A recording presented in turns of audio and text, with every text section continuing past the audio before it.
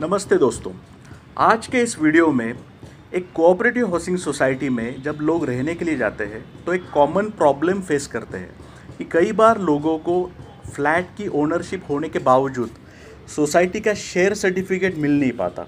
तो ऐसे सिचुएशन में उनके पास क्या लीगल रेमेडी है, इस पे हम एक शॉर्ट डिस्कशन करेंगे। शेयर सर्टिफिकेट होता क्या है, उसके क्या फ़ायदे हैं। दोस्तों, जब आप किसी अपार्टमेंट में फ्लैट लेते हो, एक रजिस्टर्ड एग्रीमेंट बनाते हो। एक तो अगर फर्स्ट परचेसर है तो आप रीसेल में फ्लैट ले रहे हो तो आप उसके साथ एग्रीमेंट बनाते हो, या आप बिल्डर से अगर फ्लैट ले रहे हो तो उसके साथ रजिस्टर्ड एग्रीमेंट बनाते हो। ये एग्रीमेंट होने के बाद आप उस फ्लैट के ओनर बन जाते हो। मगर सिर्फ इतना काफ़ी नहीं है। ये फ्लैट खरीदने के बाद आप जब उस सोसाइटी में रहने के लिए जाते हो तो आपके जैसे ही कई सारे लोग वहाँ रहने के लिए आते हैं। तो इन सारे लोगों का एक रजिस्टर्ड एंटिटी बन जाता है जिसको हम कोऑपरेटिव हाउसिंग सोसाइटी कहते हैं।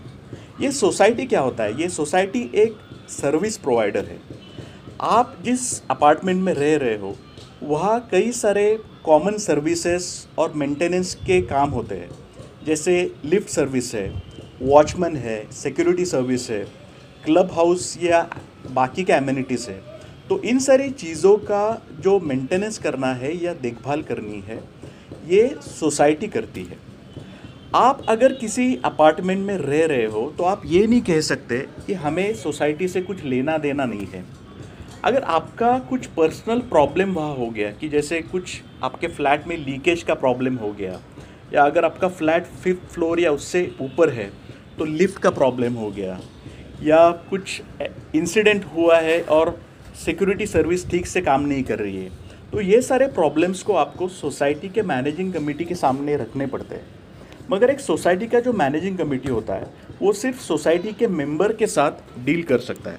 और सोसाइटी का मेंबर कौन होता है? सोसाइटी का मेंबर वही होता है जिसका नाम शेयर सर्टिफिकेट पे होता है।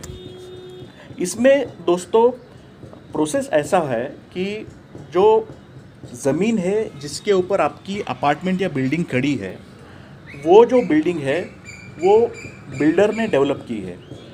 बिल्डर जो है, जब पूरी सोसाइटी बन जाती है तो बिल्डर उस कोऑपरेटिव हाउसिंग सोसाइटी के फेवर में एक कन्वेंस डीड बनाता है। तो ये जो कन्वेंस डीड सोसाइटी के फेवर में बन जाता है, उससे सोसाइटी को लैंड और बिल्डिंग का ओनरशिप राइट मिल जाता है। कई सारी सोसाइटीज़ में कन्वेंस डीड सोसाइटी बनने के बाद कुछ महीनों में या सालों में बन जाता है, या कई सोसाइटीज़ में वो पेंडिंग होता है। मगर आज नहीं तो कल सोसाइटी के फेवर में कन्वेंस डीड के थ्रू ओनरशिप मिलने ही वाला है। सोसाइटी शेयर सर्टिफिकेट के द्वारा हर एक मेंबर को 5 या 10 शेयर्स इशू करती है, और उससे उस मेंबर को उस सोसाइटी में एक जॉइंट ओनरशिप के राइट्स मिल जाते हैं। तो ये जो शेयर सर्टिफिकेट होता है उससे उस मेंबर को सोसाइटी में राइट्स मिल जाते हैं, और वो जो मेंबर है उसके बाद अगर उसका कुछ भी ग्रीवेंस है तो वो सोसाइटी के साथ पुटअप कर सकता है, एप्लीकेशन कर सकता है, फिर जनरल बॉडी मीटिंग में आके डिस्कशन कर सकता है। और इसके अलावा सोसाइटी का जो इलेक्शन होता है उसमें भी उस मेंबर को, जिसका नाम शेयर सर्टिफिकेट पे है, उसको वोटिंग राइट्स होते हैं। अब ये सिचुएशन जो कॉमनली लोग फेस करते हैं कि शेयर सर्टिफिकेट अगर सोसाइटी नहीं देती है तो क्या रेमेडी है उनके पास। तो दोस्तों, एक तो आपको सोसाइटी में एक फॉर्मल एप्लीकेशन करना है। सोसाइटी उसके ऊपर कुछ प्रोसीजर करेगी, अपने मैनेजिंग कमेटी के मीटिंग में कुछ डिस्कशन करेंगी। अगर उस मेंबर के कुछ ड्यूज़ वगैरह पेंडिंग है तो उसको वो बताएगी, या अगर सब कुछ क्लियर है तो शेयर सर्टिफिकेट डायरेक्टली इशू करेगी। अभी 2013 के बाद ये प्रोसीजर जो है वो सिंप्लीफाइड हो चुकी है, और आपको इंडेमनिटी बॉन्ड या एफिडेविट की भी ज़रूरत नहीं है। तो लीगली तो सोसाइटी को शेयर सर्टिफिकेट जो है वो फ्लैट खरीदने के बाद और सोसाइटी बनने के बाद 3 से लेके 6 महीने तक इशू करना चाहिए। मगर ये सारा पेपर वर्क, डॉक्यूमेंटेशन पूरा होने के बावजूद अगर कोई सोसाइटी मेंबर को शेयर सर्टिफिकेट इशू नहीं करती तो उस मेंबर को लीगल रेमेडी ये है कि जो अपार्टमेंट जिस एरिया में है उस एरिया के जुरिस्डिक्शन का जो डिस्ट्रिक्ट डेप्यूटी रजिस्ट्रार का ऑफिस है वहाँ जाके वो एक फॉर्मल कंप्लेंट फाइल कर सकता है।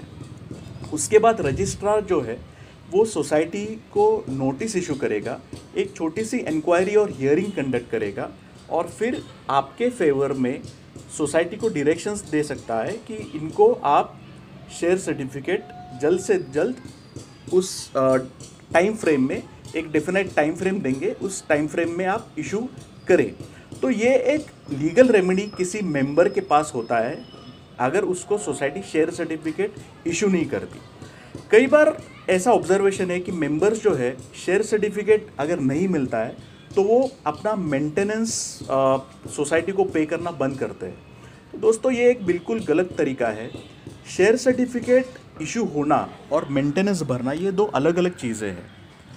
अगर आप मेंटेनेंस नहीं भरोगे तो सोसाइटी को आपसे वो मेंटेनेंस रिकवर करने का एक लीगल राइट बनता है। सोसाइटी आपको डिफ़ॉल्टर डिक्लेयर कर सकती है और सोसाइटी खुद आपके अगेंस्ट डिस्ट्रिक्ट डेप्यूटी रजिस्ट्रार के ऑफिस में एक रिकवरी सर्टिफिकेट से रिकवरी कर सकती है। और उसके बाद अगर आप शेयर सर्टिफिकेट के इशू को लेकर उस डिस्ट्रिक्ट डेप्यूटी रजिस्ट्रार के ऑफिस में जाओगे तो वो डीडीआर भी आपको वही बोलने वाला है कि सबसे पहले आप आपका मेंटेनेंस जो है उसको डिपॉजिट करो और उसके बाद आपका जो शेयर सर्टिफिकेट का इशू है वो हम देखेंगे। इसलिए दोस्तों ये लीगल रेमेडी जो है आपको ध्यान में रखनी है कि आपको एक प्रॉपर प्रोसीजर से जाना है। आपको पहले सोसाइटी के साथ एप्लीकेशन और फॉलोअप करनी है और वहाँ से आपको अगर रिलीफ नहीं मिलती है तो आपको डिस्ट्रिक्ट डेप्यूटी रजिस्ट्रार के ऑफिस में जाना है। दोस्तों अगर आपको ये वीडियो अच्छा लगा होगा और ये इन्फॉर्मेशन आपको यूज़फुल लगी होगी और अगर आपके कुछ फैमिली या फ्रेंड्स ऐसे सिमिलर इश्यूज़ को फेस कर रहे हैं तो आप उनके साथ ये वीडियो ज़रूर शेयर करें और मेरे चैनल को सब्सक्राइब करें। और थैंक यू फॉर वॉचिंग।